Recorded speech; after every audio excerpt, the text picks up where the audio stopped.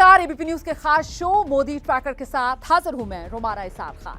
Modi tracker में आज बात 2024 की चौसर की। बिहार में जो हुआ उसके बाद राजनीति की बिसात में पीएम मोदी कहां खड़े, ये आज हम पता करेंगे। बिहार के मुख्यमंत्री नीतीश कुमार का कहना है कि 2014 में जो आए थे वो 2024 में रह पाएंगे क्या?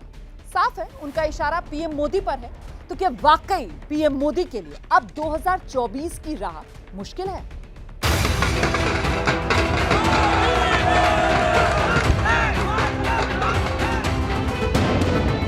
जब मैंने काले धन और भ्रष्टाचार के खिलाफ लड़ाई लड़ी तो ये सब इकट्ठे हो गए और उन्होंने कह दिया सारा मोदी खराब कर रहा है, मोदी खराब कर रहा है, सब इकट्ठे हो गए। मैं तो आपको दीदी कहता हूं, आपका आदर करता हूं, आपकी थप्पड़ भी मेरे लिए तो आशीर्वाद बन जाएगी। बीजेपी से बचने के लिए पूरे हिंदुस्तान के सारे लोग इकट्ठे हो गए हैं। मोदी है तो मुमकिन है, ये नारा बीजेपी के लिए विजय मंत्र बन चुका है। लेकिन क्या विपक्ष के पास मोदी का कोई तोड़ नहीं है? क्या विपक्ष के लिए मोदी अभेद्य बन चुके हैं? क्या कोई विपक्ष मोदी के करिश्मे का जवाब ढूंढ पाएगा? ये सवाल विपक्ष के लिए यक्ष प्रश्न बन चुका है। और अब जबकि 2024 के रण की आहट सुनाई देने लगी है तो मोदी एक बार फिर विपक्ष के सामने दीवार बनकर खड़े हैं। और बड़ा सवाल है कि विपक्ष से ये दीवार टूटती क्यों नहीं? 2024 के चुनाव में विपक्ष मोदी को पार पाने के लिए क्या करेगा? क्या 2019 की भूल से विपक्ष ने कोई सबक लिया है? 24 में उनकी रणनीति क्या होगी? इन सवालों की पड़ताल से पहले विपक्ष के उन महारथियों पर नजर डालिए जो इस वक्त अलग अलग सूबे के मुख्यमंत्री हैं और जिनके कंधे पर 24 की महाभारत में कुछ बड़ा करने का दारोमदार है। पश्चिम बंगाल में ममता बनर्जी, तमिलनाडु में स्टालिन, आंध्र में जगनमोहन रेड्डी, तेलंगाना में केसीआर और बिहार में नीतीश कुमार। ये 5 बड़े चेहरे 2024 की चौसर पर बड़ा दांव खेलेंगे। इनकी सियासी चाल बहुत कुछ कांग्रेस के रुख से तय होगी। कांग्रेस अभिमान है और इनमें फिलहाल सबसे ज्यादा मुखर हैं नीतीश कुमार। जीत के उम्मीदवार का हम कोई दावेदारी नहीं, लेकिन इतना तो जरूर कर दीजिए ना कि 14 में जो आए 24 तक के आगे रह पाएंगे कि नहीं रह पाएंगे वह बिहार के मुख्यमंत्री नीतीश कुमार के इस बयान ने राजनीतिक गलियारों में खलबली मचा दी है। नीतीश कुमार के बयान के मुताबिक प्रधानमंत्री नरेंद्र मोदी का 2024 में फिर से सत्ता में लौटना आसान नहीं है। नीतीश कुमार का ये बयान सिर्फ राजनीतिक हवाबाजी है या इसमें जरा सा भी दम है? इसे समझने के लिए आंकड़ों को समझना जरूरी है। सबसे पहले बिहार में 2019 के लोकसभा चुनाव नतीजे देखते हैं। 2019 के लोकसभा चुनाव में बिहार की 40 सीटों पर एनडीए गठबंधन ने चुनाव लड़ा था। इन 40 सीटों में से 39 सीटें एनडीए को मिली थीं। इसमें बीजेपी को 17, जेडीयू को 16, लोक जनशक्ति पार्टी को 6 सीटें मिली, जबकि यूपीए को सिर्फ 1 सीट मिली थी। वहीं कांग्रेस को, आरजेडी को 1 भी सीट नहीं मिली थी। 2019 के चुनावों के बाद बिहार में स्थानीय राजनीति में हवा थोड़ी बदली। 2020 में हुए विधानसभा चुनाव में लालू यादव की पार्टी आरजेडी सबसे बड़ी पार्टी बनी, लेकिन गठबंधन के तौर पर बीजेपी और जेडीयू आगे थे और उन्हीं की सरकार भी बनी। लेकिन ये गठबंधन अब टूट चुका है। अब आरजेडी और नीतीश मिलकर सरकार चला रहे हैं। जेडीयू का दावा है कि 2024 के चुनाव में बीजेपी को बिहार में वो धूल चटा देंगे और पीएम मोदी का रास्ता मुश्किल कर देंगे। जेडीयू का गणित है कि 2019 में बीजेपी को 303 सीटें मिली थी, यानी बहुमत के लिए जरूरी 272 से 31 सीट ज्यादा। जेडीयू को लगता है कि अगले चुनाव में बीजेपी पश्चिम बंगाल की जीती हुई 18 सीटें हार जाएगी और बिहार की 17 सीटें यानी 35 सीटों का सीधा घाटा। इस तरह बीजेपी सिर्फ पश्चिम बंगाल और बिहार के जरिए बीजेपी को 268 पर ला देगी, यानी बहुमत से 4 नीचे। अगर बाकी राज्यों में भी बीजेपी की हार हुई तो जेडीयू इस तरह पीएम मोदी को रोक देगी। लेकिन अगर बीजेपी का अपने दम पर भी बहुमत नहीं रहेगा तो इसको भी वो अपने लिए फायदे का सौदा मान रही है। बहुमत का आंकड़ा 272 है, 30 का संख्या उनको ज्यादा है। बंगाल से उस 30 में 16 बंगाल से हैं और बिहार में 17 गो हैं। 272 के नीचे जहां आए उनके पटिया में जो तानाशाही चल रहा है सब तो खटवाया हुआ, हम लोगों से भी मिलता है ना लोग। जेडीयू ने जिस तरह से बहुमत का आंकड़ा गिनाया है उससे ऐसा लगता है कि जनता 2024 में बिल्कुल वैसे ही वोट देगी जैसा वो चाहते हैं। लेकिन शायद जमीनी राजनीति इससे थोड़ी अलग हो। हाल ही में आए एक सर्वे के मुताबिक जेडीयू के एनडीए से अलग होने के बावजूद भी 2024 में पीएम मोदी के लिए कोई बड़ी मुश्किल दिखाई नहीं दे रही है। सी वोटर और इंडिया टुडे के सर्वे में बताया गया है कि बिहार में मुख्यमंत्री नीतीश कुमार की पार्टी जेडीयू के एनडीए से अलग होने की वजह से 2024 में एनडीए की संभावित सीटें 307 से घटकर 286 हो सकती हैं, यानी 21 सीटों का नुकसान। दूसरी तरफ इस बदलाव का सीधा फायदा यूपीए को हो सकता है, जिसकी सीटें 125 से बढ़कर 146 हो सकती हैं।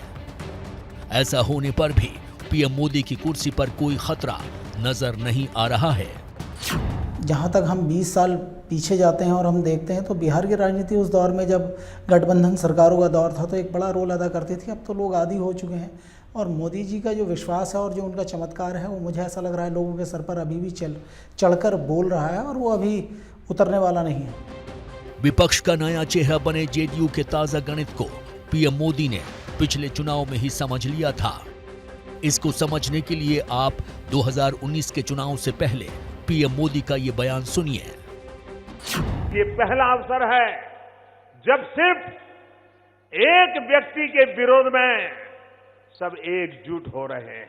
ये सारे मिलकर अब देश में एक मजबूर सरकार बनाने में जुट गए हैं। वो नहीं चाहते कि देश में मजबूत सरकार बने और उनकी दुकान फिर बंद हो जाए।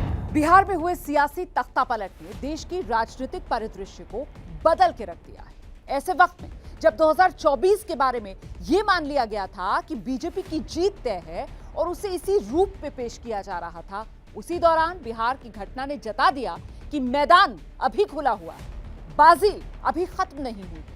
कम से कम विपक्ष तो यही मानता है, भले ही बीजेपी ऐसा ना सोचती हो। बिहार में सरकार बदलते ही देश में पीएम पद की रेस में विपक्षी दल कूदने लगे हैं। खास तौर पर बिहार के सीएम नीतीश कुमार का नाम प्रधानमंत्री पद के लिए उछाला जाने लगा है। हर दल को संभावनाएं नजर आने लगी हैं। नीतीश हो या अखिलेश हो या फिर राहुल गांधी, विपक्षी दलों की बड़ी दिक्कत यह है कि उनका एक साथ जुटना मुश्किल है। सबसे ज्यादा सरफुटअव्वल प्रधानमंत्री पद को लेकर है। वो सब मेरे मन में कोई बात नहीं।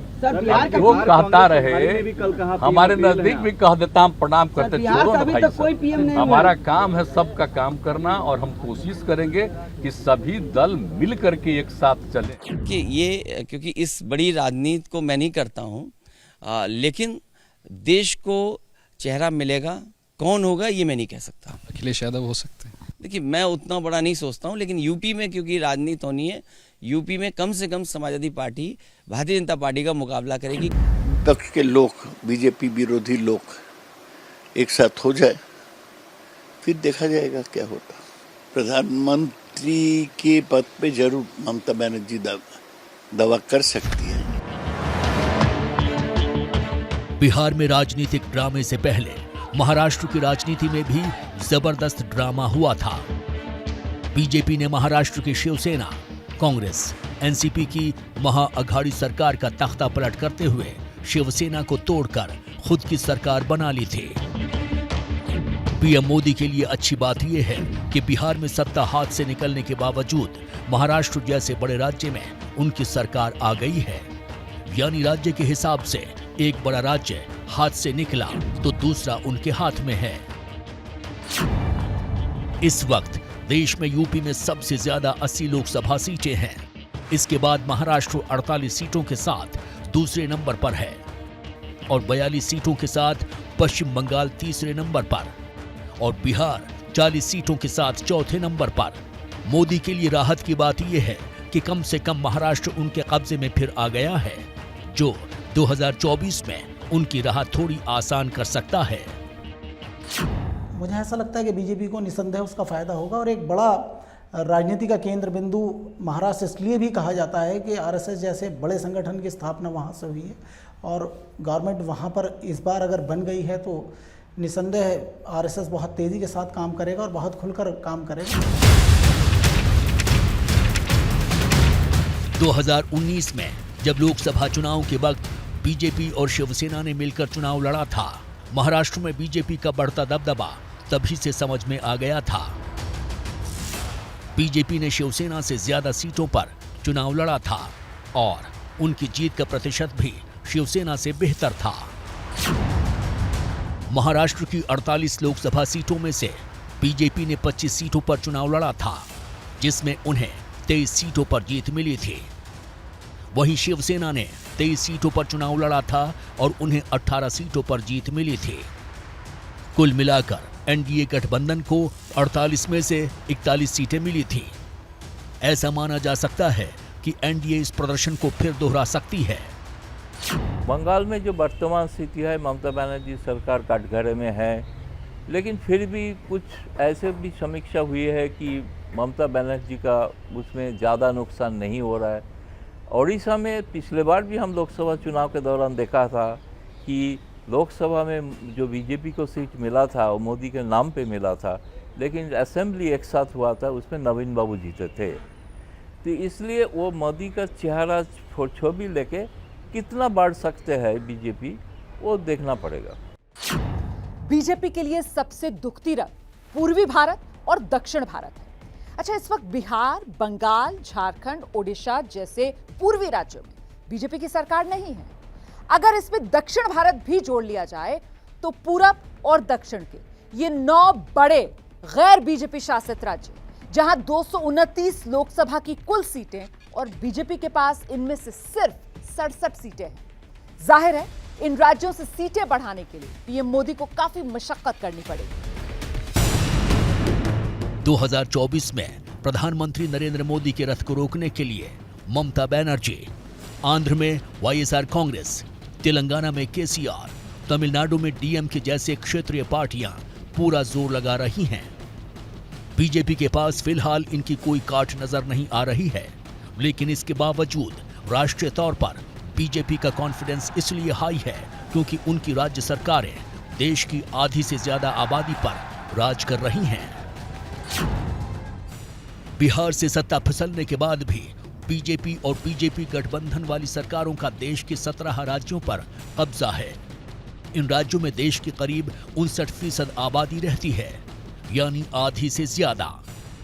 पूर्वोत्तर हो, उत्तर भारत हो या फिर पश्चिमी भारत, हर तरफ बीजेपी का भगवा रंग दिखाई दे रहा है। जिस इलाके में बीजेपी फिलहाल कमजोर दिख रही है वो दक्षिण भारत और पूर्वी भारत वाले राज्य हैं। यही बीजेपी की चिंता है। प्रधानमंत्री मोदी और बीजेपी नए नए समीकरण बनाने में माहिर हैं, लेकिन पूर्वी भारत और दक्षिण भारत में पीएम मोदी रातों रात कोई करिश्मा कर देंगे, ये तो असंभव सा लगता है।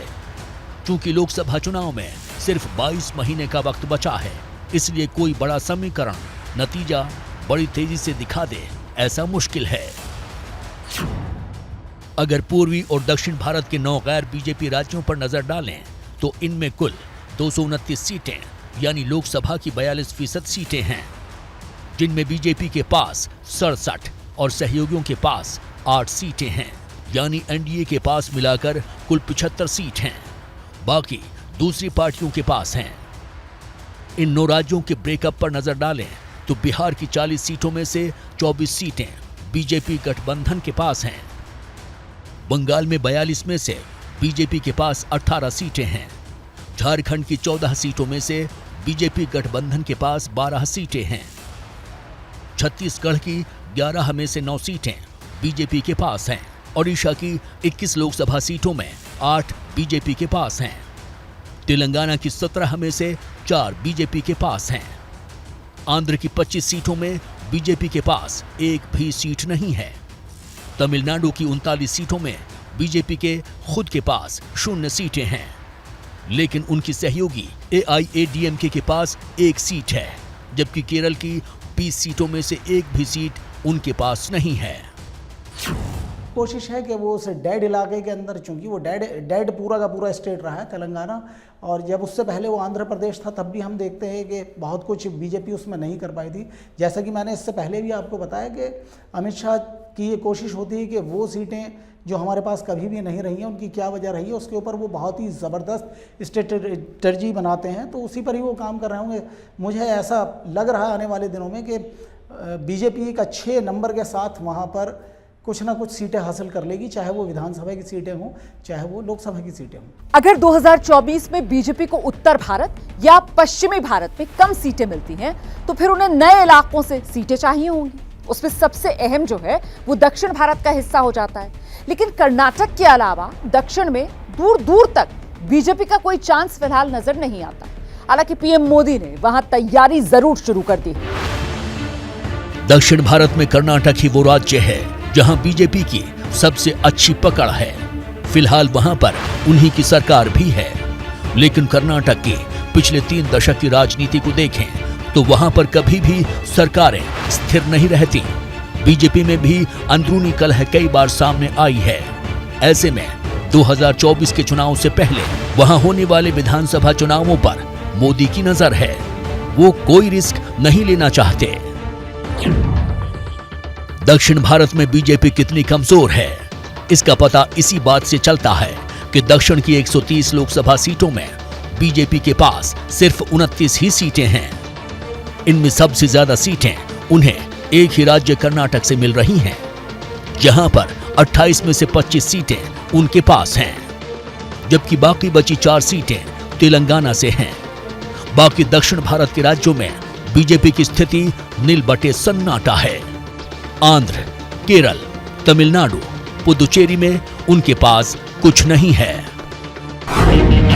मोदी को तेलंगाना में संभावनाएं इसलिए नजर आ रही हैं क्योंकि वहां पर 2 साल पहले हुए स्थानीय निकाय चुनाव में बीजेपी ने अच्छा प्रदर्शन किया था।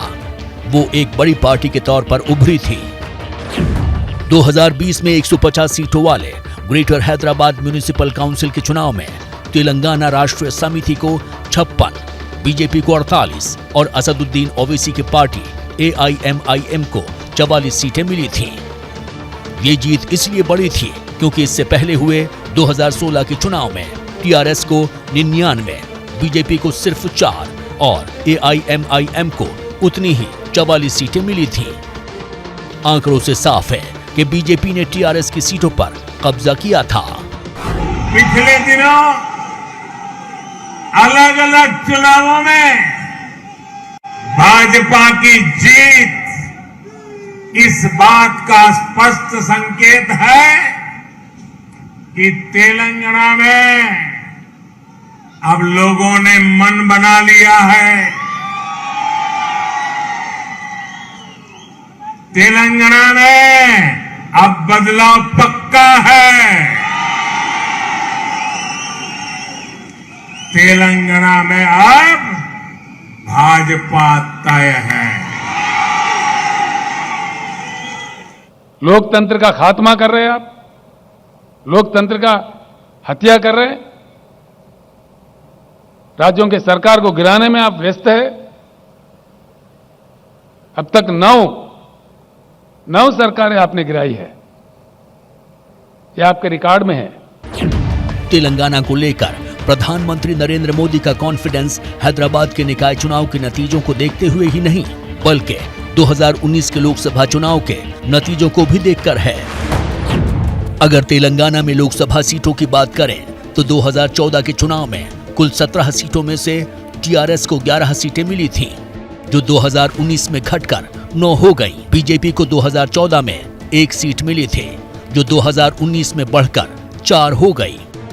कांग्रेस भी 2 से बढ़कर 3 पर पहुंच गई, जबकि एआईएमआईएम 1 सीट पर जीतती रही। टीडीपी और वाईएसआर कांग्रेस को 2014 में एक सीट मिली थी, लेकिन 2019 के लोकसभा चुनाव में उन्हें कुछ नहीं मिला। की कोशिश है कि वो उस डेड इलाके के अंदर, चूंकि वो डेड पूरा का पूरा स्टेट रहा है तेलंगाना, और जब उससे पहले वो आंध्र प्रदेश था तब भी हम देखते हैं कि बहुत कुछ बीजेपी उसमें नहीं कर पाई थी। जैसा कि मैंने इससे पहले भी आपको बताया कि अमित शाह की ये कोशिश होती है कि वो सीटें जो हमारे पास कभी भी नहीं रही हैं, उनकी क्या वजह रही है, उसके ऊपर वो बहुत ही ज़बरदस्त स्ट्रेटजी बनाते हैं, तो उसी पर ही वो काम कर रहे होंगे।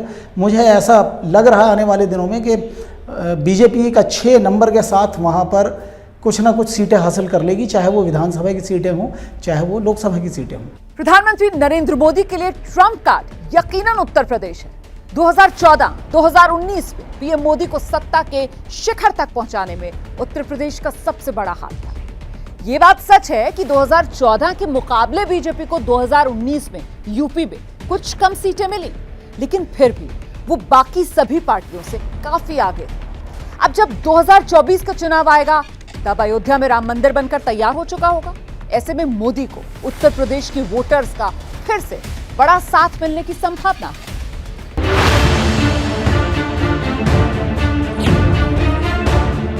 पूरे देश में बीजेपी तेजी से आगे बढ़ रही है, तो इसका सबसे अधिक श्रेय उत्तर प्रदेश को जाता है,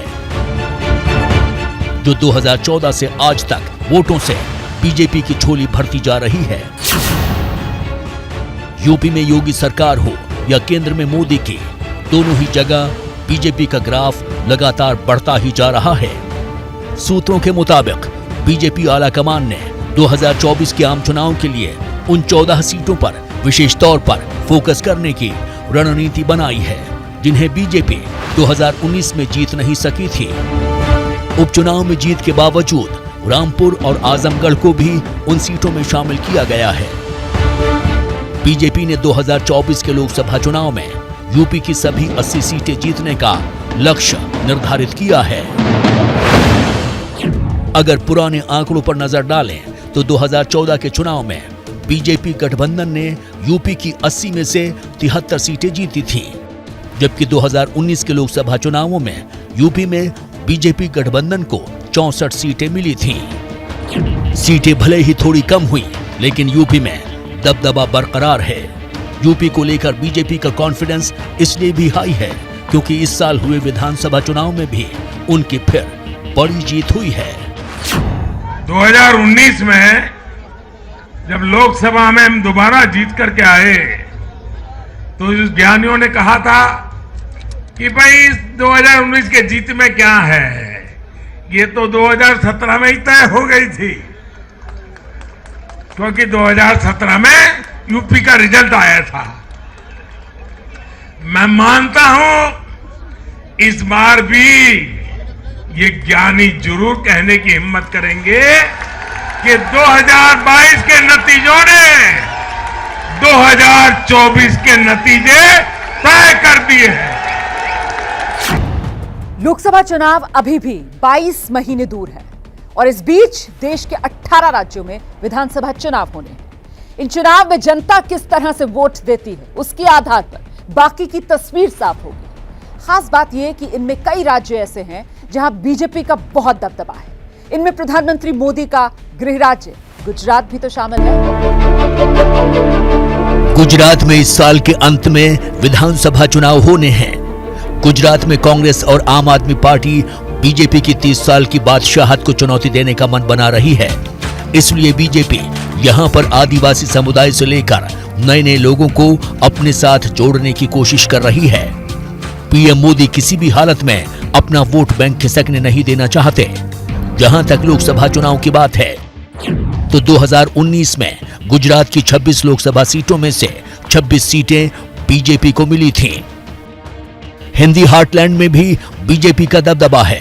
राजस्थान की भी 25 सीटों की 25 सीटें बीजेपी गठबंधन के पास हैं। मध्य प्रदेश की 29 सीटों में से 28 सीटें बीजेपी के पास हैं, जबकि हरियाणा में 10 में से 10 बीजेपी गठबंधन के पास हैं।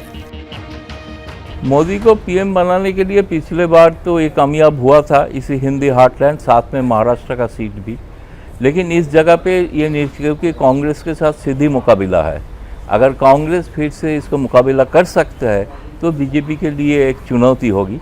फिलहाल जो सिचुएशन है, कांग्रेस का हालत ठीक नहीं है, इसलिए जो 2019 में कामयाब हुआ था, शायद उसको लगभग नज़दीक तक नंबर आ सकता है।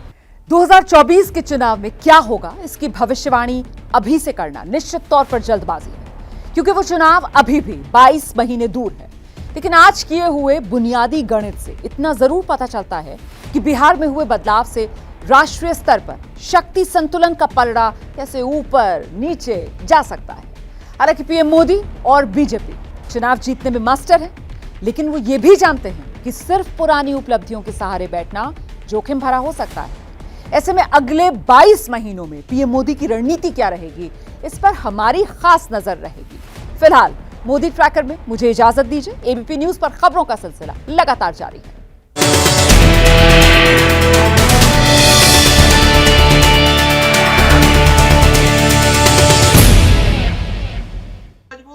क्या मजबूरी है मेरी, बताइए।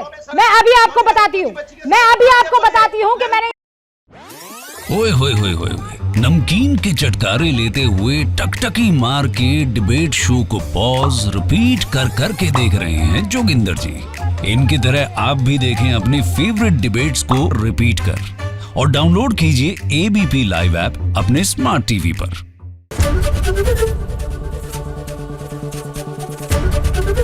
एबीपी न्यूज आपको रखे आगे।